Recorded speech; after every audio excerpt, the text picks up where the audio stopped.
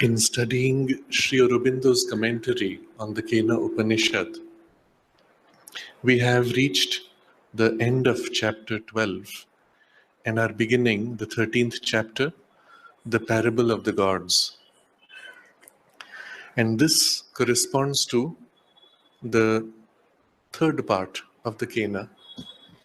The Kena itself consists of 4 parts or 4 chapters. The first one begins by asking the 4 questions, which seek to know what is it that makes our mind, what is it that makes our life breath move forward, what is it that is the impeller of our word, and what is it that sets the eye and ear to their workings, the senses. With these 4 questions, it begins an introspective process, awakening us to recognize that there is a greater reality. We have in our life experience the experience of 2 levels of reality: matter and the material world, and mind and our thought world. Matter, as in the case of our body or any material substance, does not know our thoughts. Our thoughts can know matter. In the same way, there is a greater reality beyond our mind that our mind cannot know, but it knows our mind. In fact, the Kena describes it as mind of our mind, speech of our speech, life of our life, and sense of our sense. Now, these 4 questions and these 4 faculties or powers of our consciousness will take on a very important place as we proceed further, because it is through these 4 that we are going to discover and come to know and in that greater divine reality. So in the first part of the Kena, it began by asking these 4 questions, and then it answered the 4 questions by describing that in these terms as mind of our mind and so on. In the second part, which we have completed, it teaches us how, with our awareness, we are to enter in relation with that reality which cannot be known. And although it cannot be known, it is possible for us to approach it in the highest part of our mind's awareness until something of that begins to reflect in our mind and we begin to know it. And this is what we have to cultivate here in life, in these circumstances, but awakening through that perception to a new, a more complete, a higher, diviner consciousness. And so this was the end of part 2. The third part now begins the narration of a story. And if we did not have Sri Aurobindo's very detailed and insightful guidance, revealing all the fine nuances of the story, we would not have perhaps been able to guess, because the modern mind is differently formed. And as you read the story, you will sense there is something deeper to it, but it's not immediately obvious. But then when we read Sri Aurobindo's commentary, you will discover how every tiniest detail of the story not only represents a deep truth, but in fact is a step in our own inner spiritual journey as we grow to the awareness of the divine consciousness. The fourth part of the Kena then completes this discussion with a revelation of that consciousness and how it dawns in us and transforms us, and the stages of the transformation itself. So we are beginning now the third part of the Kena and Sri Aurobindo's commentary on it.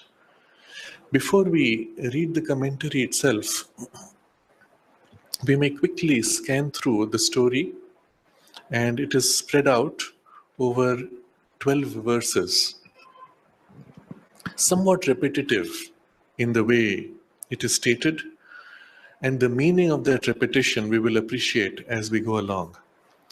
So, in the first verse, it begins, and I'm reading in Sri Aurobindo's translation, but summarizing also in places. The eternal conquered for the gods, and in the victory of the eternal, the gods grew in greatness. This was what they saw. Ours the victory, ours the greatness. Verse 2. The eternal knew their thought and appeared before them, and they knew not what was this mighty daemon. Third verse. They said to Agni, O thou who knowest all things born, learn of this thing. What may be this mighty daemon? And he said, so be it. Now when you look at these details, you might wonder, what is it? Why does Agni have to say, so be it? Why do they have to say to him, what is this thing? Learn of it. And each of those details we will see later actually captures a step in our own internal process of the sadhana. Verse 4. He rushed towards the eternal, and it said to him, who art thou? I am Agni, he said. I am he that knows all things born. Verse 5. Since such thou art, what is the force in thee? And Agni answers, even all this I could burn, all that is upon the earth. 6. The eternal set before him a blade of grass. This burn. And he made towards it with all his speed, but he could not burn it. There he ceased and turned back. I could not know of it. What might be this mighty daemon?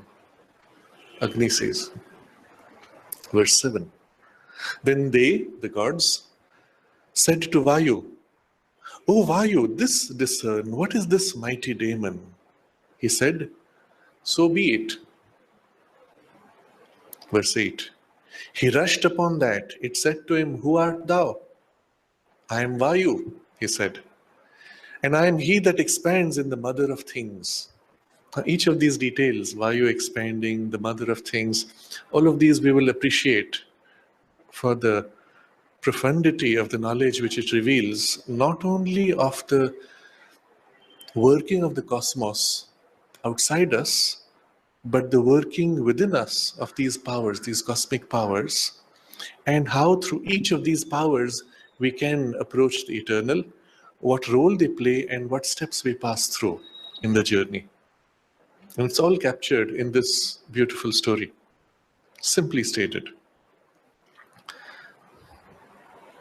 And so, he said, I am Vayu.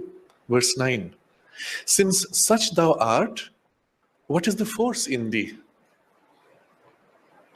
Even all this I can take for myself, all this upon the earth. For him a blade of grass. Take this.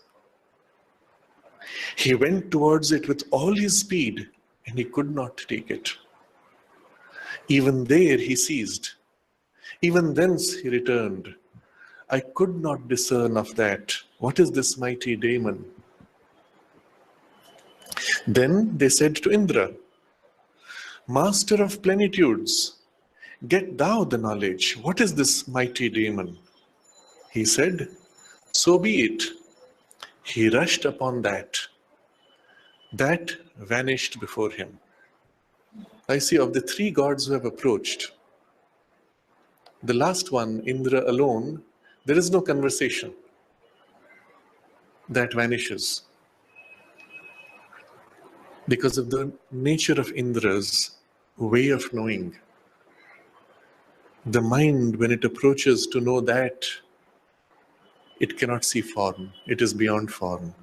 And so, it vanishes. And then finally, verse 12. He, now Indra, unlike the other two, does not come back. He continues in this space in which the eternal has vanished. He, in the same ether, came upon the woman.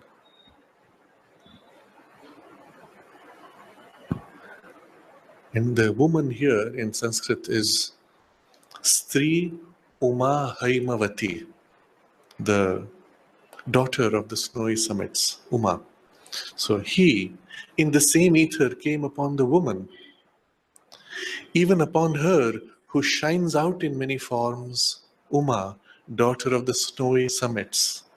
To her he said, what was this mighty daemon? And this completes the third part. The last part of the Kena completes the story with, she said to him, it is the eternal. Of the eternal is this victory in which you shall grow to greatness. Then alone he came to know that this was the Brahman. And then the rest of the text of the part 4 speaks of how the gods came to know that, and how because of this contact with the eternal through these three gods, these three are the greatest of the gods. Remember, all the gods have sent these three to represent them and to find out. And then it says how as the gods seek to know and they approach, how that reveals itself and how that works through the gods. And the gods realize their power is only its power. And when they submit to it, it fills them and works through them and transforms their working. Now, immediately we realize these gods are not just a mere allegory of something happening outside. They are cosmic powers, but also within us, individual psychological. They are the means by which we can know. This way, and we continue this from the discussion in the previous chapter, the gods not only are working in the cosmos to take things forward in evolution, they work in us. All the awakening of our psychological powers is the awakening of their energies and their action. And within us, all the gods are functioning. But at some point, when they approach, or rather when we come to meet that, the gods are somehow unable to. And they must put forward these three representatives. Agni, representing the material domain, Vayu, representing the vital, and Indra, representing the mind. So the three sheaths of our being, each has its representative in these three deities. And this connects perfectly with the first four questions which were asked by the Kena in the beginning. And each of those four now relates to one of these deities. The mind, who is it that makes the mind go forward? Indra is the lord of the mind, as well as of the senses, which is the mind working in the physical consciousness. But remember, the power within Indra is that. Mind of our mind is that.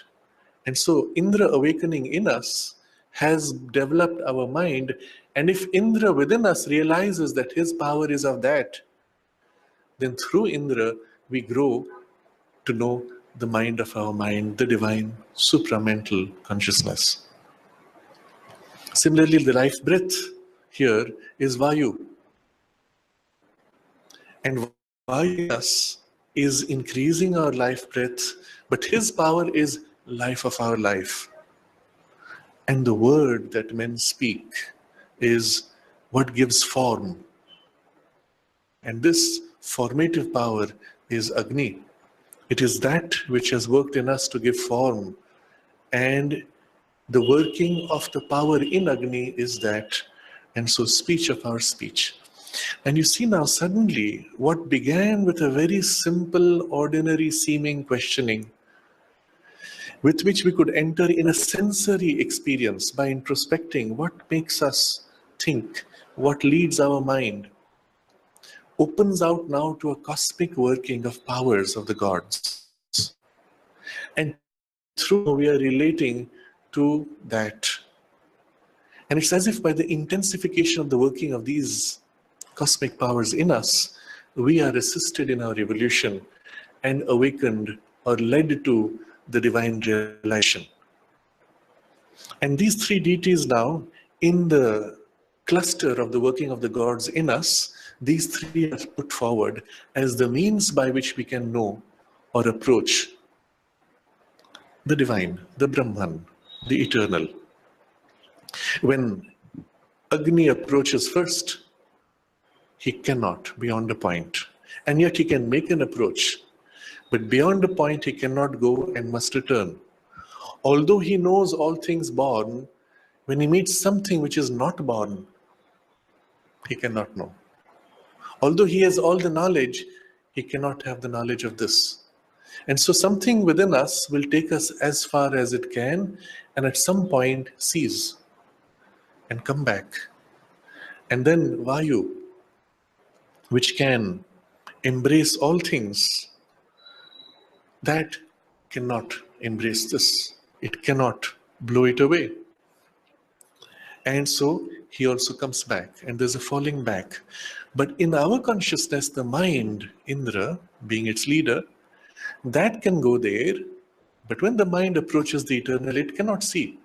The form vanishes. But there is an ether. And in that ether, someone is there who can reveal to him and lead him forward. And so our mind of all these deities, Indra, is the most is the one who can approach most close. And even then, he needs the help of this Divine Mother, who shows him and leads him to, gives him the understanding of the deeper working. And the gods know that it was not their victory, it was the eternal who worked through them, and they submit to him.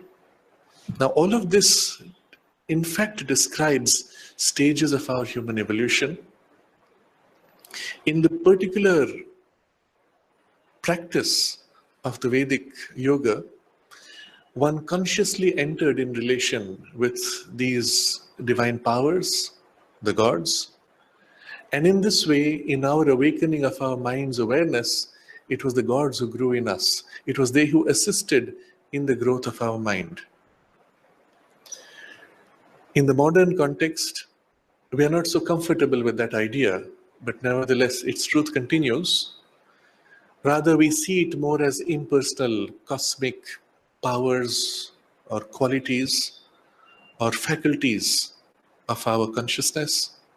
And so our mind grows, approaches, and at some point when it cannot proceed, a very rarefied state of the mind remains, in which it can begin to glimpse.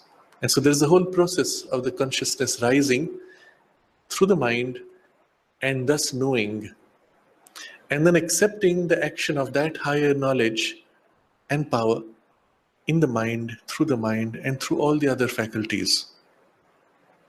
And the rest of the part 4 will describe the transforming process as this continues. But part 3, we begin to see how it makes not only eminent sense, not only how it relates to all that we have read so far. From the first verse down, it is one continuous text. But now, dwelling upon each of these verses, we realize that each represents a step in our journey of knowledge and awakening to the divine. And the reason why the repetition is there becomes now obvious. Remember, in the Veda as in the Upanishads, the focus is not on rational, intellectual, or philosophical understanding alone. That comes incidentally. The focus is on the experience. And each verse is meant to be dwelt upon, meditated upon. That's why it is called Upanishad. In the modern explanation of the term, Upanishad is translated as staying close or staying in the present. In terms, it is described as dwelling in the heart of the forest. But it's none of these. Sri Aurobindo translates the same phrase because later on the text itself declares this is the Upanishad. Sri Aurobindo translates Upanishad as it is here. Upanishad means inner knowledge, that which enters into the final truth and settles in it. And so the verses of the Upanishad are meant to take us step by step into the inner knowledge.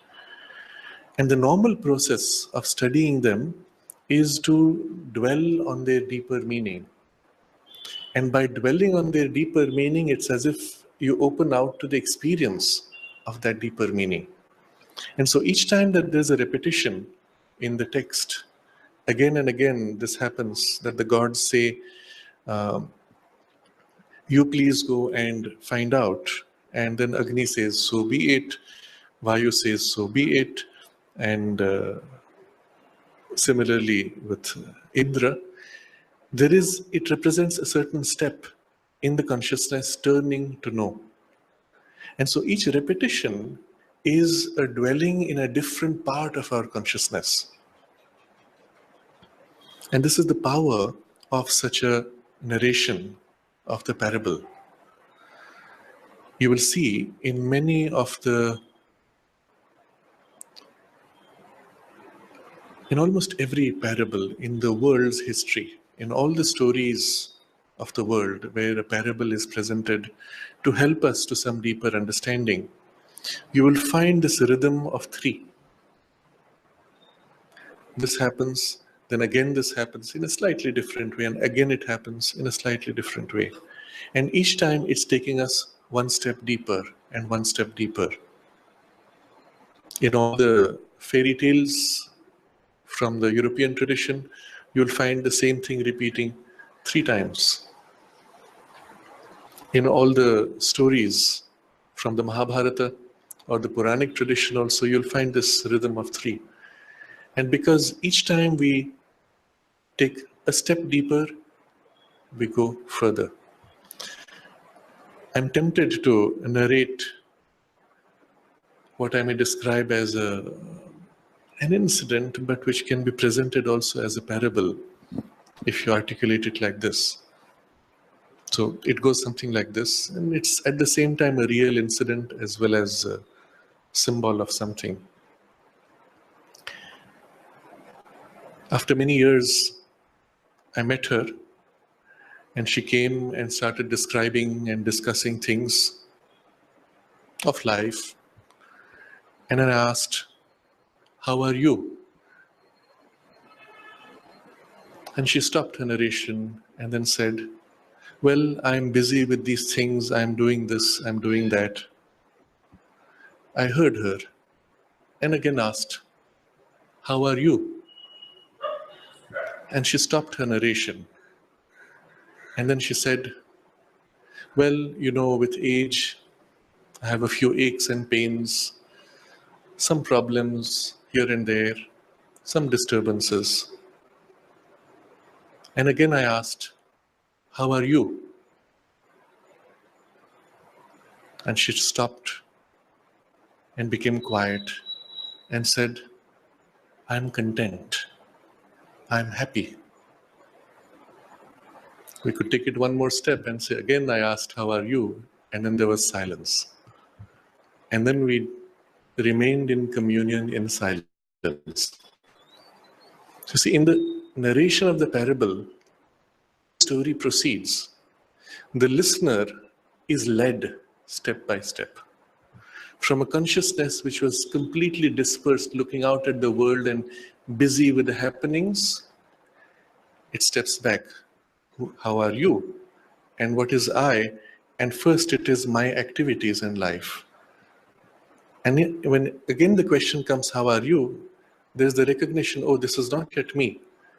And it comes to me, and of course it settles on the body and the emotions and the disturbances. And again the question breaks that. forces you a step deeper, and then you feel you. But in the narration itself, the narrator, in his consciousness, dwells on what is meant by you. The question is exactly the same. It was asked 3 times or 4 times. It's not the formulation of the question. It's the content of the energy, the intention or the consciousness, the focus of the awareness which is put. And so when somebody asks, how are you? Immediately your own consciousness is to what it is that he has placed his intention in. And it forces you to introspect, and each time deeper and deeper. As a result, simply listening to the narration forces you to shift your center, brings you into a deeper awareness of yourself. And the question, how are you, leads you eventually, finally, to that deepest part where you are content. You simply are. And there's nothing else, nothing to worry about. If the whole thing had to be presented as a news report, it would go something like 3 times he asked, how are you? And finally they stopped talking and they meditated. It means nothing and it does not convey the experience in its stages.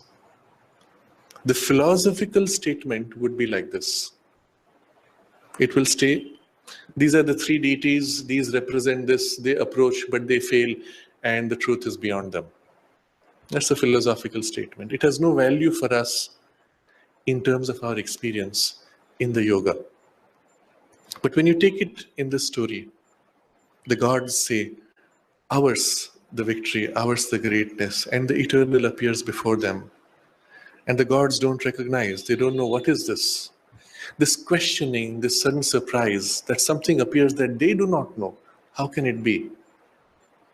And so they put forward their representative. They said to Agni, you know all things which are born. You find out what is this. And he said, so be it. He rushed towards the eternal and it said to him, who are you? Now immediately you see in our consciousness, when through our power of formation we approach and someone asks, who are you? You stop. I am Agni. I am he that knows all things born. And this knowledge comes forward. And then it says, since such thou art, what is the force in thee? Now this is the interesting question. What makes Agni Agni? What gives him the power to be and to do what he does or what he has? And he says, even all this I could burn, all that is upon the earth. So he recognizes a capacity, but not yet its source. And so when the eternal places before him a blade of grass, and again we will see the deeper sense of that, this burn, the eternal says, and Agni, he made towards it with all his speed, but he could not burn it. And again the sense of with all the speed, the full force of his power. We will explore later the full sense of it. There he ceased and turned back. I could not know of it what might be this mighty daemon. Now you see here, when you dwell upon it in this way, you can recognize that there's a whole movement of something reaching out. All the knowledge which is there in that consciousness fails and must give way to some other perception, which gives way to some still higher perception. But none of these are useless in themselves. They prepared the ground for this next perception, which prepares the ground for the next perception.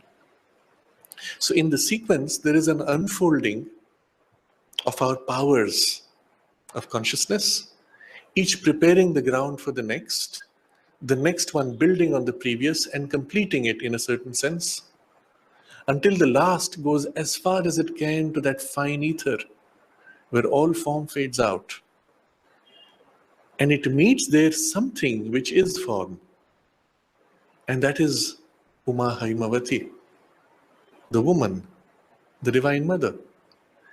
And to that woman, he asks, And so that last step of the completion of knowledge is mediatrix. She knows the Lord, and she can be known by the mind. And so that link is completed, and she reveals the nature of the Lord and how He works in all these workings. In this process, we are step by step being led to this poise. And so the 12 verses, although seeming to repeat in terms of verbal content, each time they repeat, the nature of the question, the nature of the experience is one step deeper, one step higher, building on the previous. And since this is the approach of the study of the Upanishad, that you take the verse and dwell upon, get the deeper sense of it, and then go to the next, and then the next. It's leading you step by step in your experience, in your journey of the yoga. Until finally, she said to him, "It is the eternal. Of the eternal is this victory in which you grow to greatness." Then alone he came to know that this was the Brahman. So when she says that of the eternal is the victory, all the gods, all these cosmic powers which are working in us to push forward our evolution and growth, so far they thought it was their victory. And this is our state in our evolution. I have become intelligent. I have become strong. I am capable. I can know. And then we realize, oh, but it is His power, His knowledge, which is my knowledge. His power and energy, which is my energy. It is His growth in me that is the victory. And at that point, you stop and give way to His action. So you can feel now, when we look at it this way, it is something so profound and so practical.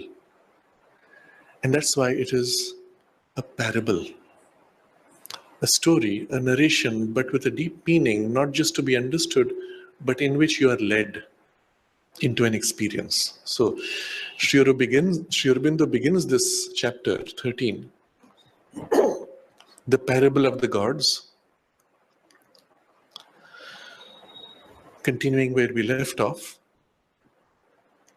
From its assertion of the relative knowledge of the unknowable Brahman and the justification of the soul's aspiration towards that which is beyond its present capacity and status, the Upanishad turns to the question of the means by which that high-reaching aspiration can put itself in relation with the object of its search. How is the veil to be penetrated and the subject consciousness of man to enter into the master consciousness of the Lord? What bridge is there over this gulf? Knowledge has already been pointed out as the supreme means open to us. A knowledge which begins by a sort of reflection of the true existence in the awakened mental understanding.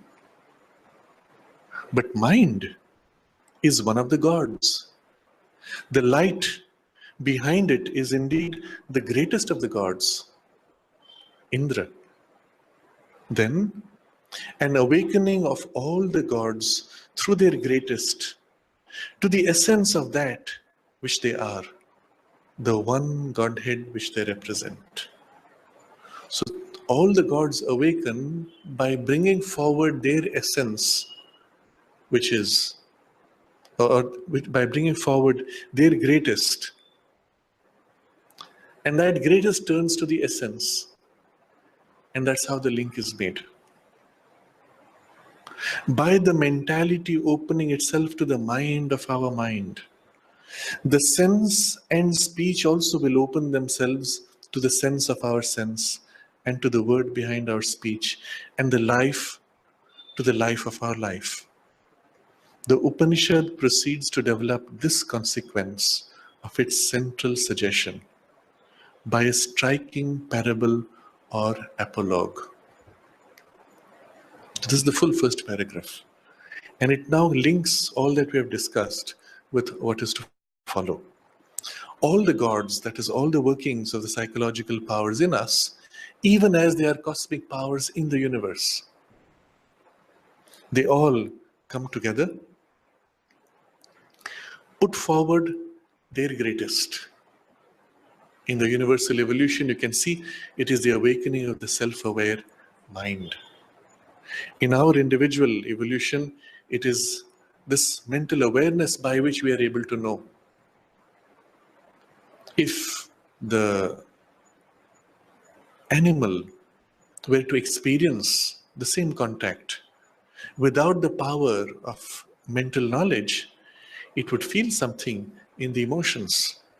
It would feel a great joy, perhaps, but it would not know what is the source of this joy or even the fullness of the possibility of this joy or delight. Because we have an awakened mind, we experience the joy that fills, and then we turn to the source of it. And we can know that there is this source in this rarefied part of the mind where we can begin to touch that or reflect that. And because this part knows through it all the rest of our powers, all the gods in us, they turn and they find the same connection and the fulfillment. And so this becomes the bridge which is going to link our normal human consciousness to the master consciousness of the Lord. When, as we have been told, our consciousness is unable to know because of its limitations, and yet there can be this awakening and the bridge that can be formed.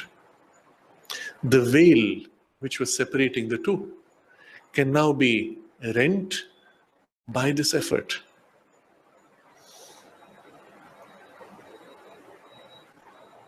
And so this becomes now the full focus. The mind, he says, is one of the gods.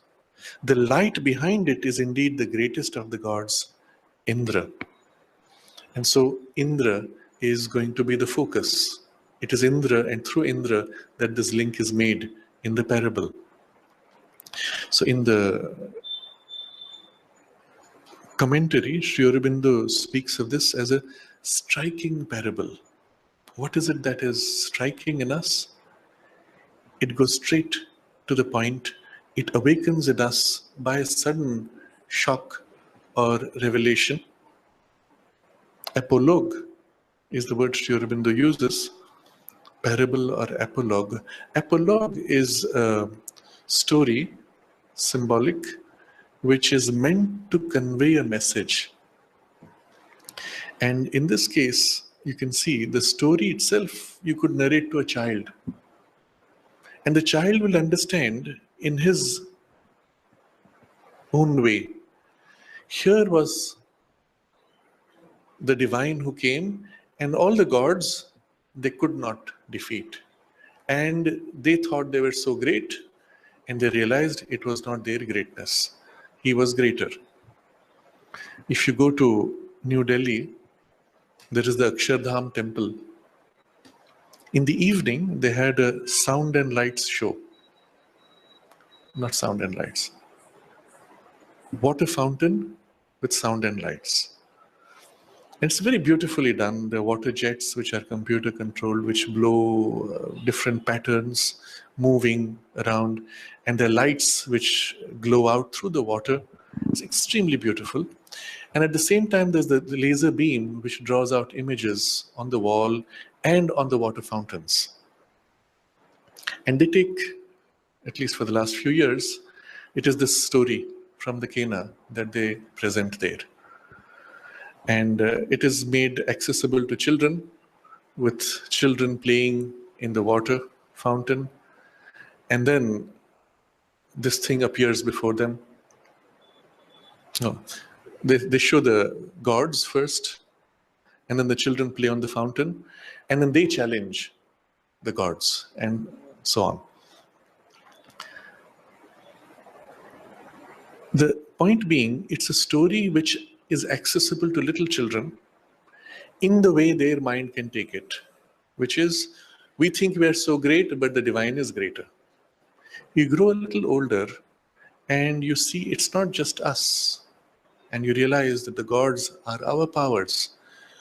And then you say, oh, all right, I thought my power of knowledge, my strength, my capacity were so great, but that is greater. And the deeper sense that it is actually that greatness which is working through my capacity. That makes sense. Oh, yes. I realize my intelligence is nearly given to me. It helps to weaken the sense of the ego subjectively. And the same thing now has a profound meaning for the yogi, who in his consciousness experiences this truth, that as he approaches the divine, his powers of perception fail and fall back, and only one fine edge remains in the refined layers of the mind, which can begin by becoming very quiet. It can begin to reflect. And then through that reflection, gradually, that greater knowledge begins to enter and reveal itself. And then we realize in the silence of our senses and psychological powers, we realize that always it was that power which was working through them, through us. Our sense of separateness thins out. The consciousness which experienced separateness from the divine begins to fade out. And we have the sense of the divine working in us, through us, even as he works in and through all things in the universe. And exactly the same story is describing this transition, which the little child could access in his own limited way. And this was the power of the Puranic stories. They're transforming. Although accessible to little children, and very fascinating for them, because something deep inside resonates with the deeper truth, even as the surface mind and emotions get a moral content of the story. But those stories narrated in childhood continue and remain in us. They are almost like,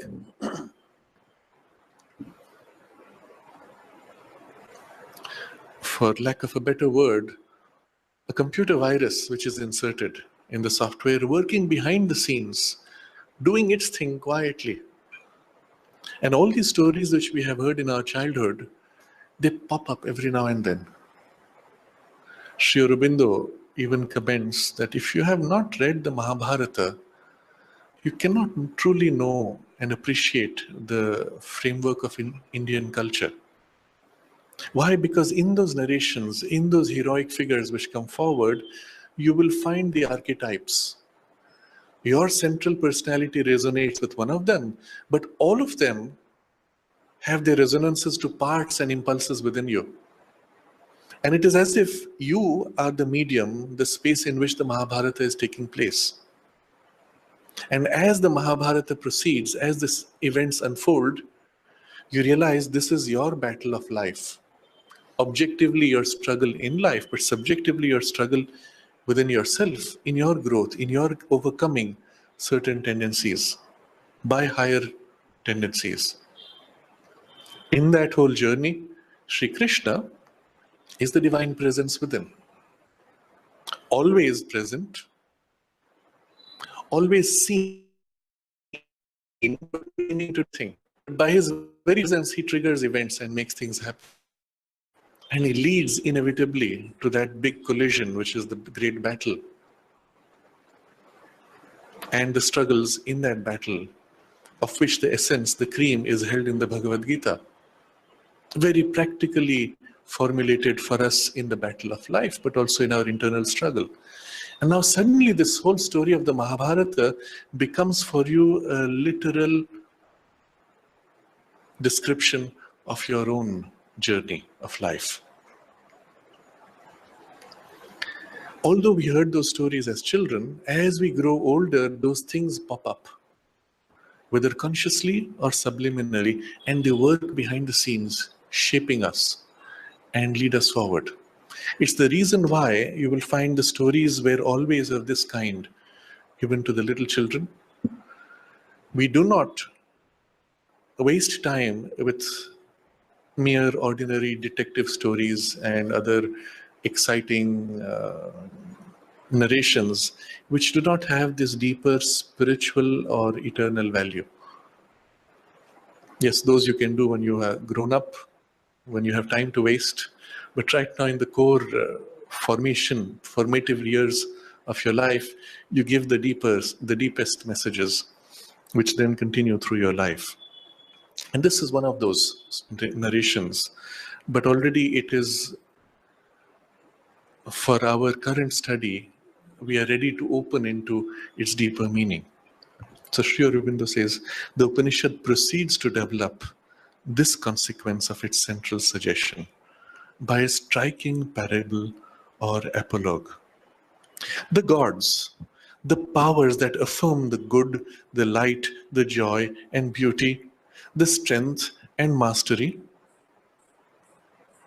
have found themselves victorious in their eternal battle with the powers that deny. Now, all these words he has used, he has put capitalized: good, light, joy, beauty, strength, and mastery. Capital because it's not just a moral good, it's not a physical light or a mental illumination, it's not a joy of the excitement of your emotions, but these are things of a deeper grade. The affirming of goodness is when within our consciousness we struggle. Shall I do this? Shall I do that? And the goodness coming forward is when you choose that which is for the good, not in moral terms, but for the good of the forward evolution, for the good of all, that which is a deeper, underlying, common, even universal, self-existent good. So the light, joy, beauty, strength, and mastery, they represent things which are self-existent, deeper truths which have to come forward. And that's the eternal battle of the gods with the powers that deny. And they have found themselves victorious. When? It is not said. So it is as if an incident that happens in eternity, but throughout eternity, in every human being, in every human situation, in the universe itself, in evolution. Again and again, this happens, that the gods are victorious in their battle. And that means what? That means having made a victory, was there a loss? No, it means the victory itself is a series of steps. Yes, occasionally you have forward movement and apparent defeats. But it's not so. There is a forward movement of the victory, which is one step. And then something comes, which shows the limitation of this victory. And so another victory, and another denial showing limitation of this victory, and so another victory. And so this is part of a continuous process in victory in their eternal battle with the powers that deny. Now, in his wording, it's very suggestive. The so-called anti-divine or asuric powers, their role is simply to deny that which is not perfect. You will recall in an earlier chapter in the same commentary, Sri Aurobindo went in great detail on this when he describes the battle of the gods with the asuras. And there he points out that the human experience in this lower world, which is a reflection of the divine, is itself formed by a double action. There is a positive action and a negative action. The mortal life, he says, is a dual representation of that with two conflicting elements in it, negative and positive. Its negative elements of death, suffering, incapacity, strife, division, etc., I'm skipping, are a dark figure which conceal and serve the development of that which its positive elements cannot yet achieve. Immortality, hiding itself from life in the figure of death. Delight hiding itself from pleasure in the figure of suffering, and so on. And the positive elements suggest what the Brahman is, but never are what the Brahman is. Although their victory, the victory of the gods, is always the victory of the Brahman over its own self-negation. Always the self-denials of the dark and limiting figure of things. So the idea is this: Brahman himself cannot be known by consciousness which is fragmented. And yet every step forward, which is the victory of the gods, is a positive affirmation pointing to that, but it can never be that. And if you stopped with that forward step and the positive achievement and said, this is it, you would need something to say this is not it. And that is the other part, the other aspect, the negative, which is nothing but the truth of the Brahman saying, this is not it, not it, not it. And by that forcing you to recognize your insufficiencies so that you can move forward one more step. But not only they say not it, in the denial, they conceal that which is hidden. By saying not it, they say there is something more that you have to find. You see, so the dark figure conceals and serves the development of the positive side. And the positive elements, they suggest, but they are never quite it.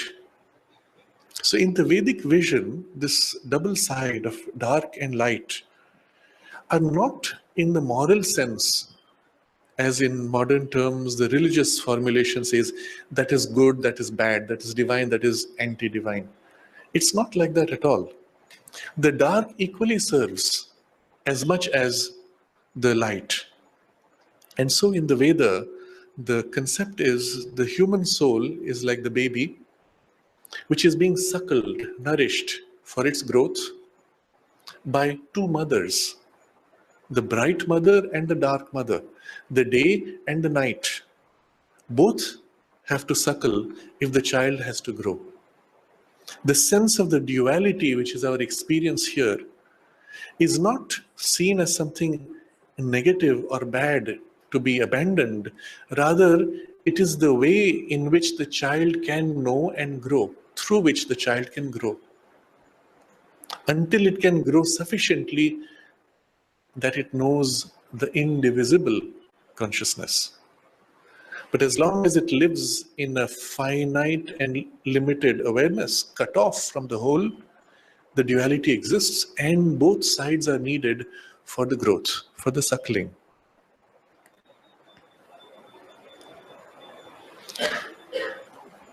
So just rereading from that earlier chapter, still it is not this vastness merely, but the absolute infinity which is Brahman itself.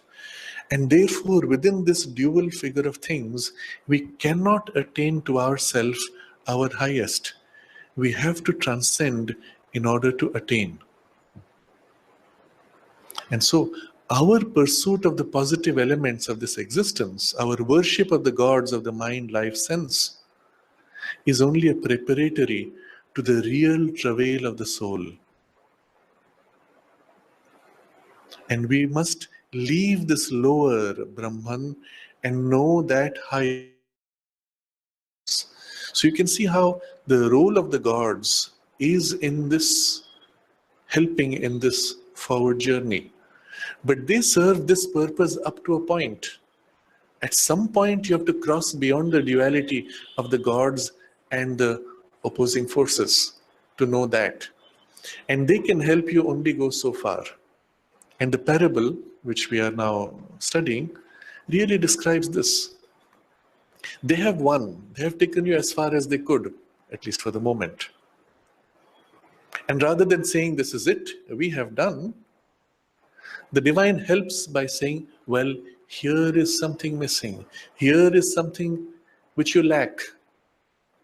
And you can see this as the operation of the dark side. The dark side that says, this is not enough. There's more to be done. You could see it as opposing. And that's why the word daemon is what Sri Aurobindo uses to translate. The word in Sanskrit is yaksha, again suggestive of an inferior power, some spirit-like being. And the eternal appears before the gods as this spirit-like being, some inferior power. And for the gods, it is a shock. We who know everything, we who have conquered, suddenly now we face this who we do not know. That means there's something more left to conquer, something which comes as if opposing us, challenging us. But when we look at the big picture, the opposition and challenge is not an asura fighting and opposing the gods. It is the eternal saying there's something more to be realized.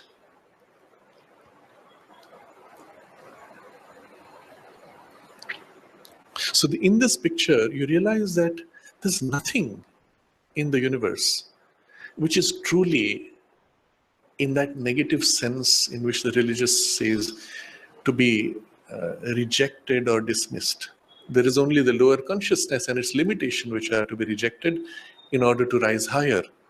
But the action of various forces which come and enter in collision, they are all ultimately helping us because they all serve only through the duality of the light and dark experiences help us to grow.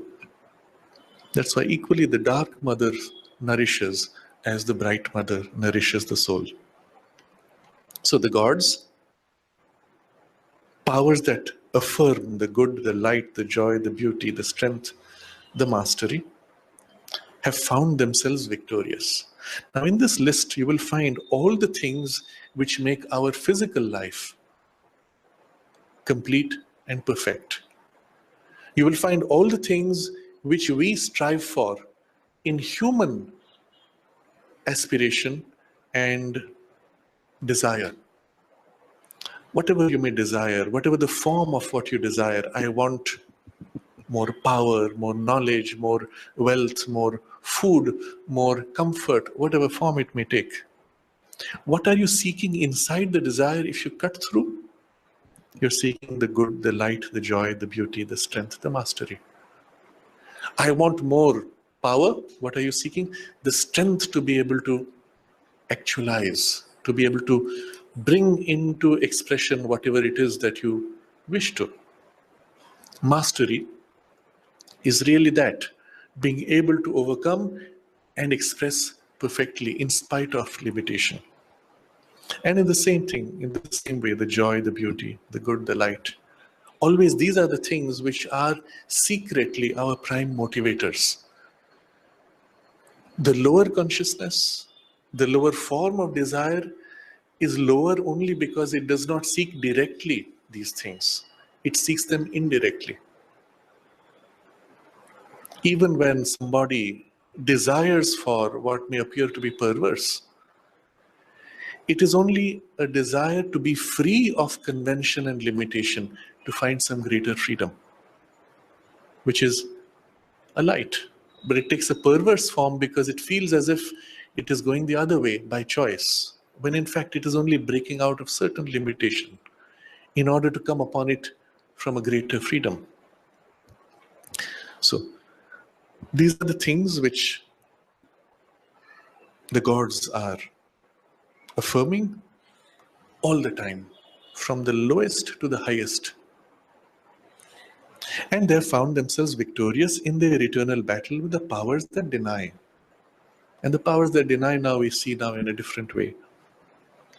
It is Brahman that has stood behind the gods and conquered for them.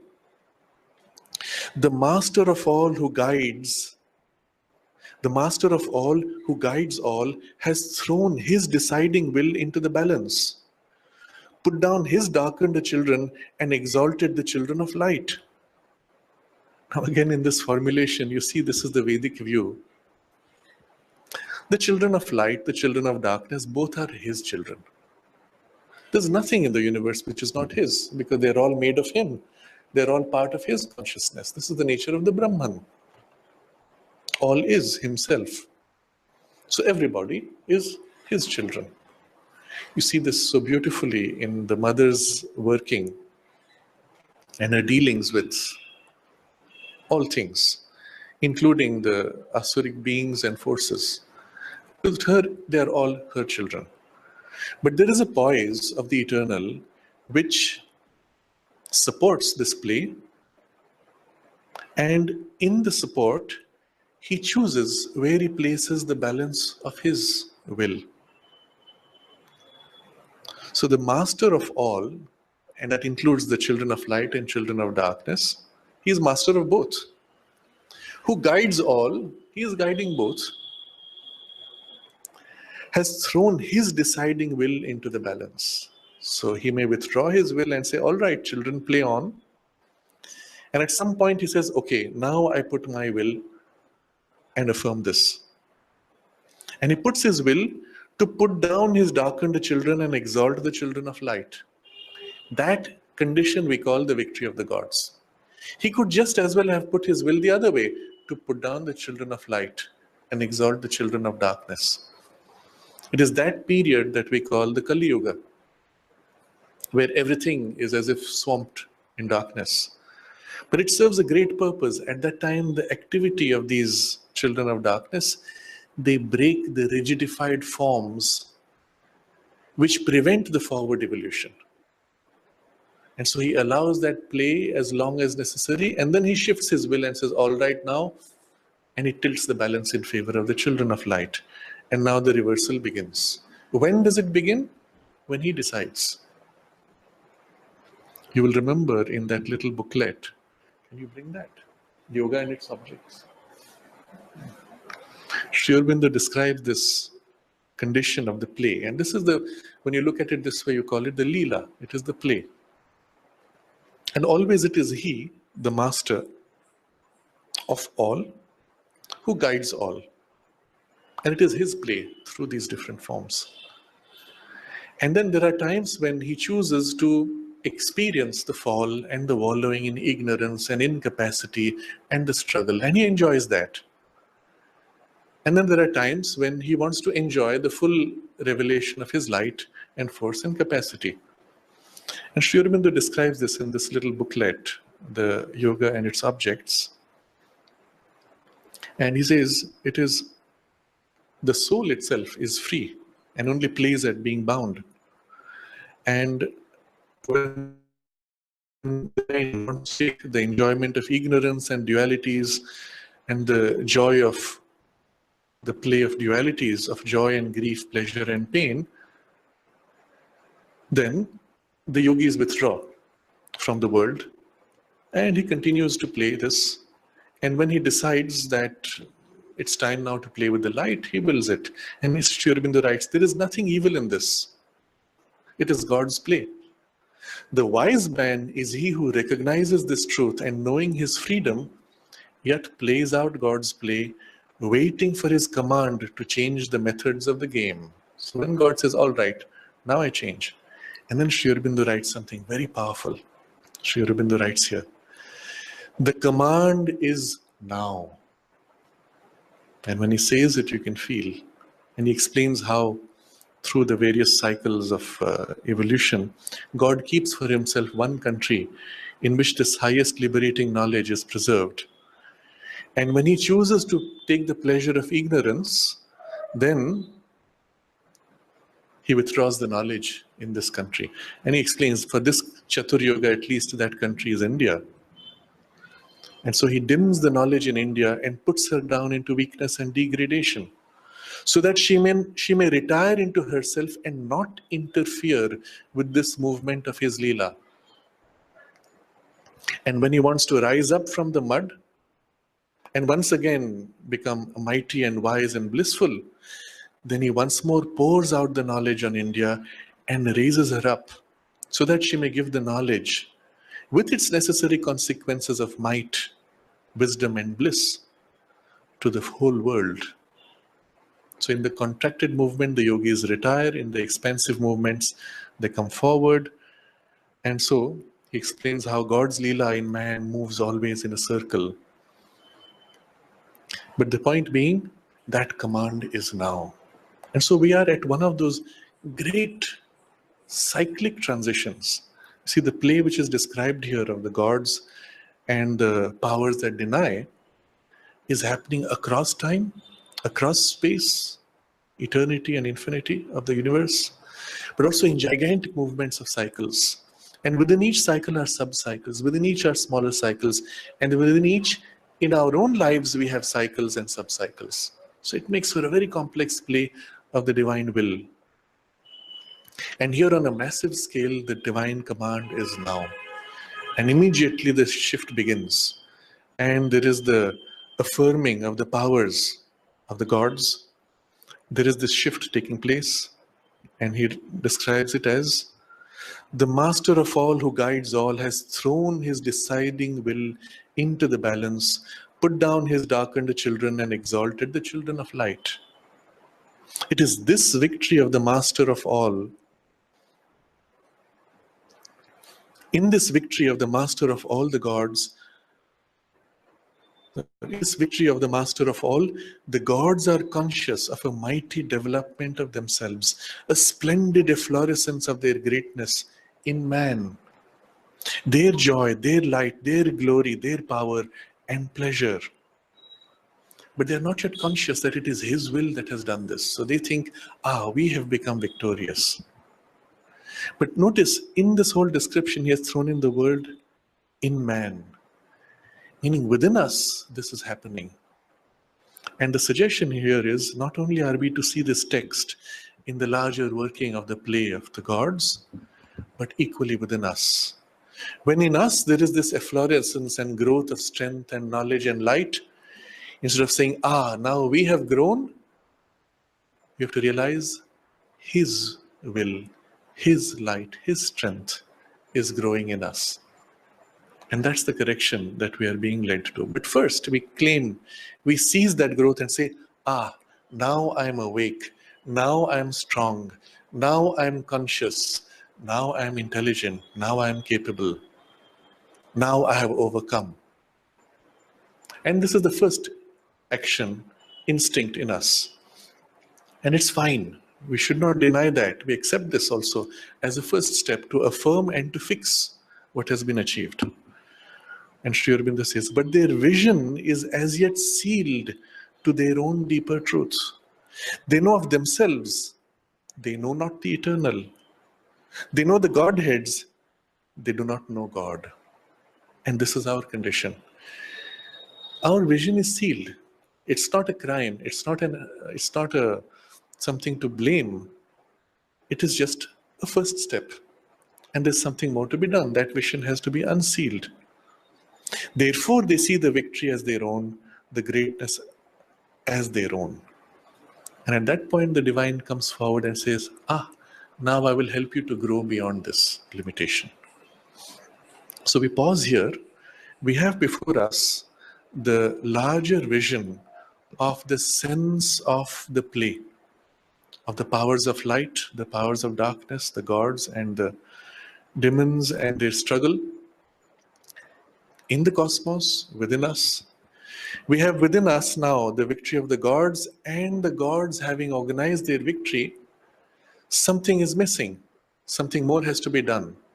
And the divine consciousness puts forward its representation, which is a surprise and a challenge.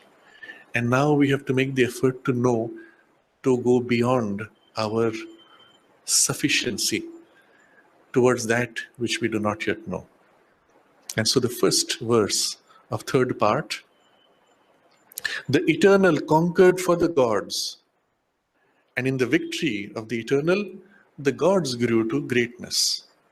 This was what they saw. Ours the victory, ours the greatness. In a single verse, this whole vision is captured just like that. So you can dwell on this verse, meditate on it, and draw out from it aspects.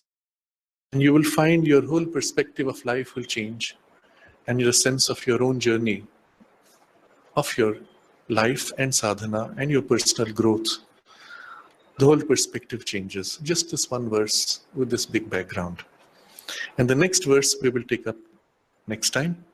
The Eternal knew their thought and appeared before them, and they knew not what was this mighty daemon.